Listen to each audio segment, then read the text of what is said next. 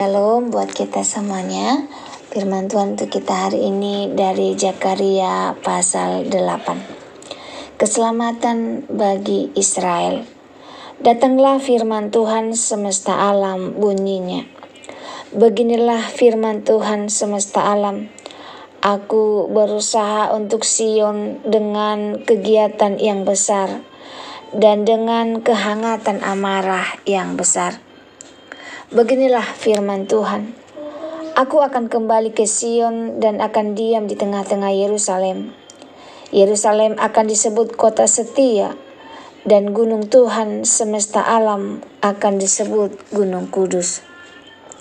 Beginilah firman Tuhan semesta alam. Akan ada lagi kakek-kakek dan nenek-nenek duduk di jalan-jalan Yerusalem, masing-masing memegang tongkat karena lanjut usianya. Dan jalan-jalan kota itu akan penuh dengan anak laki-laki dan perempuan yang bermain-main di situ. Beginilah firman Tuhan semesta alam. Kalau pada waktu itu sisa-sisa bangsa ini menganggap hal itu ajaib, apakah aku akan menganggapnya ajaib? Demikianlah firman Tuhan semesta alam. Beginilah firman Tuhan semesta alam. Sesungguhnya aku menyelamatkan umatku dari tempat terbitnya matahari sampai kepada tempat terbenamnya. Dan aku akan membawa mereka pulang supaya mereka diam di tengah-tengah Yerusalem. Maka mereka akan menjadi umatku dan aku akan menjadi Allah mereka dalam kesetiaan dan kebenaran. Beginilah firman Tuhan semesta alam. Kuatkanlah hatimu, hai orang-orang yang selama ini telah mendengar firman ini, yang diucapkan para nabi sejak dasar rumah Tuhan semesta alam diletakkan untuk mendirikan bait suci itu. Sebab sebelum waktu itu tidak ada rezeki bagi manusia, juga tidak bagi binatang. Dan karena musuh tidak ada keamanan bagi orang yang keluar dan bagi orang yang masuk. Lagi pula aku membuat manusia semua bertengkar. Tetapi sekarang aku tidak lagi seperti waktu dahulu terhadap sisa-sisa bangsa ini. Demikianlah firman Tuhan semesta alam. Melainkan aku akan menabur damai sejahtera. Maka pohon anggur akan memberi buahnya, dan tanah akan memberi hasilnya, dan langit akan memberi air embunnya. Aku akan memberi semuanya itu kepada sisa-sisa bangsa ini sebagai miliknya. Dan kalau dahulu kamu telah menjadi kutuk di antara bangsa-bangsa, hai kaum Yehuda dan kaum Israel, maka sekarang aku akan menyelamatkan kamu, sehingga kamu menjadi berkat. Janganlah takut, kuatkanlah hatimu. Sebab beginilah firman Tuhan semesta alam. Kalau dahulu aku telah bermaksud mendatangkan malapetaka kepada kamu, ketika nenek moyangmu membuat aku murka dan aku tidak menyesal, firman Tuhan semesta alam. Maka pada waktu ini aku kembali bermaksud berbuat baik kepada Yerusalem dan kepada kaum Yehuda. Janganlah takut. Inilah hal-hal yang harus kamu lakukan. Berkatalah benar seorang kepada yang lain, dan laksanakanlah hukum yang benar, yang mendatangkan damai di pintu-pintu gerbangmu. Janganlah merancang kejahatan dalam hatimu seorang terhadap yang lain, dan janganlah mencintai sumpah palsu, sebab semuanya itu kebencian. Demikianlah firman Tuhan. Datanglah firman Tuhan semesta alam kepadaku, bunyinya. Beginilah firman Tuhan semesta alam. Waktu puasa dalam bulan yang keempat, dalam bulan yang kelima, dalam bulan yang ketujuh, dan dalam bulan yang ke-10 akan menjadi kegerangan dan sukacita, dan menjadi waktu-waktu perayaan yang menggembirakan bagi kaum Yehuda. Maka cintailah kebenaran dan kedamaian, keselamatan bagi bangsa-bangsa. Beginilah firman Tuhan semesta alam.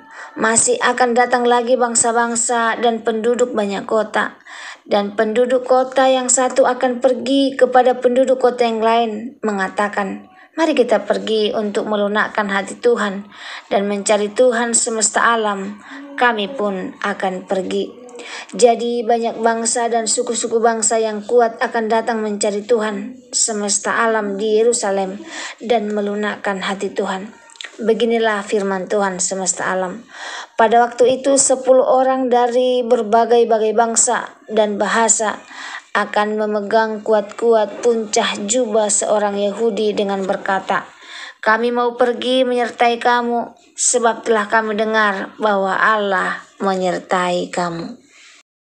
Zakaria pasal 8 adalah lanjutan dari pesan pengharapan kepada umat Israel yang sedang dalam proses pemulihan serta pembuangan di Babel. Tuhan berbicara lewat Nabi Zakaria untuk meneguhkan kembali janjinya kepada umatnya yang sedang membangun kembali Yerusalem dan Bait Suci. Allah kembali ke Yerusalem ayat 1-3. Aku berusaha untuk Sion dengan kegiatan yang besar. Yerusalem akan disebut kota setia. Ini menggambarkan kerinduan Tuhan untuk tinggal di tengah umatnya lagi. Kota yang pernah dihancurkan karena dosa akan dipulihkan dan dikenal sebagai kota yang kudus dan setia. Selanjutnya, tanda kehidupan dan sukacita kembali ayat 4-6. Kakek-kakek dan nenek-nenek duduk di jalan-jalan, anak-anak bermain di situ. Gambaran kehidupan damai, stabil dan sejahtera. Suatu pemulihan total dari anak-anak hingga lansia, semua hidup dengan aman dan bahagia di kota Tuhan. Lalu pemulangan dan pemulihan ayat 7-8. Aku menyelamatkan umatku dari timur sampai barat. Tuhan menjanjikan pemulangan umatnya dari seluruh penjuru dunia. Ini melambangkan kasih dan kuasa Tuhan yang tidak terbatas oleh waktu yang tepat. Semangat baru dan janji berkat ayat 9-13. Kuatkanlah hatimu, aku akan menabur damai sejahtera. Mereka yang mendengar firman diminta untuk tetap kuat dan terus bekerja. Meskipun masa lalu penuh penderitaan, Tuhan menjanjikan masa depan yang penuh damai dan kelimpahan.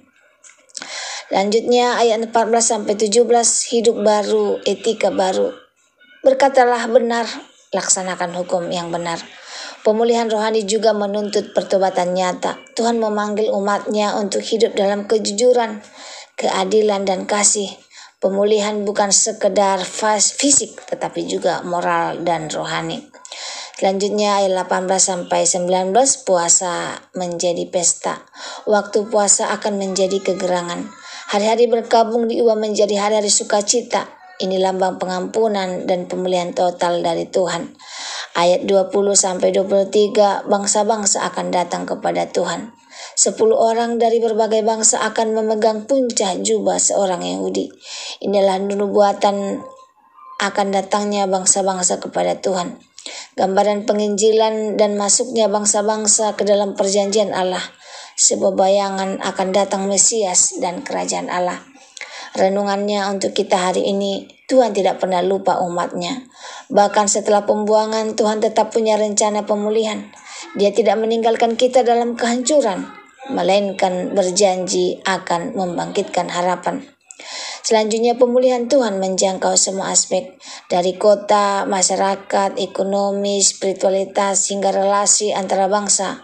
Tuhan menyentuh semuanya. Pemulihan Tuhan itu total, bukan setengah-setengah. Tugas kita, kuatkan hati dan hiduplah benar. Di tengah kesulitan Tuhan berkata, kuatkan hatimu, jangan menyerah. Tapi bukan sekedar bertahan. Tuhan juga ingin kita hidup dalam kebenaran, kejujuran dan kedamaian. Kesaksian hidup kita bisa menarik banyak jiwa. Saat Allah menyertai hidup kita, orang-orang akan tertarik dan berkata, kami mau ikut kamu. Artinya hidup kita harus jadi terang dan garam, membawa orang lain kepada Tuhan.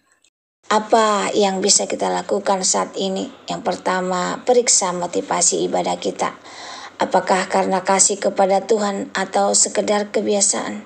Yang kedua, jaga hati dan tindakan. Hindari kebohongan, gosip, dan niat jahat. Yang ketiga, jadilah duta damai. Sebarkan damai dalam rumah, gereja, dan komunitas. Yang terakhir, bangun harapan dalam Tuhan. Meski dunia gelap, Tuhan janji tetap bersinar. Kesimpulan Zakaria 8 adalah pengingat bahwa Tuhan masih bekerja. memulihkan dan memakai kita untuk rencana besarnya. Jangan menyerah, jangan takut, Tuhan menyertai kita. Dan melalui hidup kita, banyak orang akan datang dan berkata, kami pun ingin mengenal Allah-Mu. Semoga firman Tuhan hari ini menjadi berkat bagi kita.